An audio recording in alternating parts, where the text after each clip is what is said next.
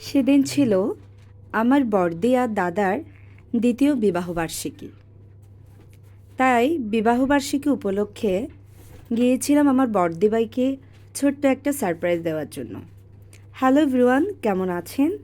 আশা করি ভালো আছেন, আমিও ভালো আছি।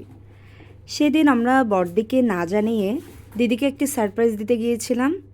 দিদির জন্য নিয়েছিলাম পিন্স কেক, একটি পেজ থেকে একটি কেক নিয়েছিলাম, কিছু খাবার দাবার নিলাম, আমার মামার জন্য কিছু চকলেট নিলাম, বড়দিভাইয়ের জন্য ফুল নিয়ে আমরা দিদিকে সারপ্রাইজ দিতে গিয়েছিলাম।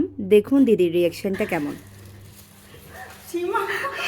এই তো দেখলেন আমার দিদির রিয়াকশন। দিদি একদমই জানতো না আমরা যে দিদির বাসায় আসছি, আমরা দিদিকে একদমই জানাইনি। এই তো যাওয়ার পর দিদি আমাদের জন্য খুব ভালো ভালো রান্না করেছিল। আমাদের প্ল্যান ছিল দিদির বাসায় গিয়ে দিদির কেকটা কেটে আমরা কিছুক্ষণ দিদির সাথে সময় কাটিয়ে চলে আসব। কিন্তু দিদি বলল, চল আমরা সবাই মিলে বিকালে একটু বের হই। যেহেতু রমজান মাস ছিল, দিনের বেলাতে সব কিছু একদম অফ থাকতো, তাই আমরা বিকালে দিদির সাথে প্রথমে চলে গিয়েছিলাম মন্দিরে। যেহেতু দিদিদের আজকে একটা শুভ দিন, তাই মায়ের দর্শন দিয়ে শুরু করলো, কিছু মিষ্টি দিয়ে একটা পুজো দিয়ে আসলো। তারপর আমরা চলে গিয়েছিলাম রয়্যাল ডাইনে। এটি নাকি দিদিদের এখানে নতুনই খুলেছে, তাই বললো দিদি চলো আমরা ওটাতেই ঘুরে আসি।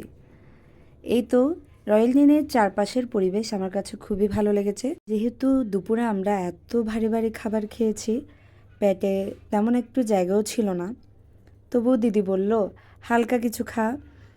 তো আমরা কিছু হালকা নাস্তা করেছিলাম, কয়েকটা মেনু দেখে যে যার মতো করে অর্ডার করেছিলাম। তারপর আমার দিদির জন্য যে কেকটি নিয়ে গেছিলাম আমরা, ওটা কাটছিলাম সবাই মিলে। আমার দাদাকেও কলে রেখেছিলাম, যেহেতু আমার দাদা দেশে থাকেন না, আমার দাদা থাকে পোল্যান্ডে, তাই দাদাকে কলে রেখে একসাথে উদযাপন করছিলাম। দাদা দেশে থাকলে হয়তো আরও বেশি ভালো হতো, একসাথে সময়গুলো উদযাপন করতে পারতাম। এই তো দিদির ননদ ছিল, মানে আমার তালতো বোন, আমরা সবাই মিলে দিদির এই সুন্দর সময়টাকে উপভোগ করেছি। সো আমারও খুব ভালো লেগেছে, আমার দিদি খুবই খুশি হয়েছিল। আমার দিদির খুশি দেখে আমার নিজের অনেক বেশি ভালো লেগেছে। তো এই তো আমরা খাওয়া দাওয়া করলাম, অনেক সুন্দর একটা সময় কাটালাম। আমার এই ভিডিওটা আপনাদের কেমন লেগেছে অবশ্যই জানাবেন।